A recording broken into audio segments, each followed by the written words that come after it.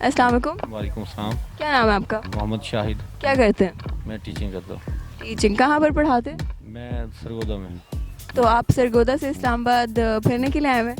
नहीं, वैसे घूमने के लिए आया था। घूमने फिरने एक ही मतलब है? इसका मतलब एक या तो फिर यही है। कंफ्यूज हो गए आप? नहीं नहीं, आप वैसे मुझे लग रहा है आप उस्ताद हैं, लेकिन मैंने आपको कंफ्यूज कर दिया। फील कर रही हैं कि मैं कंफ्यूज, ऐसी कोई बात नहीं है। कौन सा सब्जेक्ट पढ़ाते हैं? मैं अकाउंटिंग। अकाउंटिंग बहुत लॉजिकल सब्जेक्ट है। चलिए, लगता है आपकी कॉमन सेंस भी अच्छी होगी फिर। चलें, कह सकते हैं। कह सकते हैं। सवाल कर लूँ फिर? जी जी, ज़रूर करें।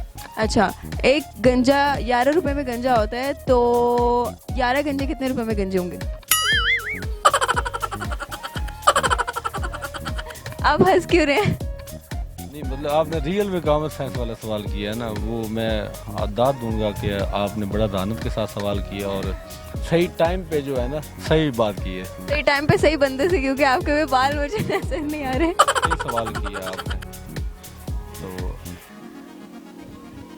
क्या कहना है आपका इस बारे में? अब जो गंजा हो गया उस पर पैसे लगाने की ज़रूरत नहीं, वो पहले ही गंजा है, तो लिहाजा 11 रुपये आपने ज़ाया करने हैं। खैर, अगर हैं तो मुझे दे दें। नहीं, जिस तरह अगर आपके जैसे बंदा हो तो थोड़े थोड़े बाल तो है ना। ये बताइए, गंजा है वो, उस पर पैसे लगाएं, क्यों हम लगाएं?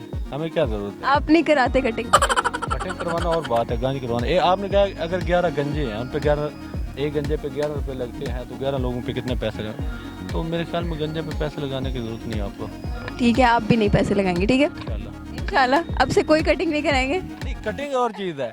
तो एक ही बात है ना। आपका सवाल जो है ना वो डिफरेंट है। मैंने सवाल के मुताबिक आपको जवाब। जी जी फिर मुझे मानना पड़ेगा कि आप उस्ताद ही हैं। जी, थैंक यू सो मच।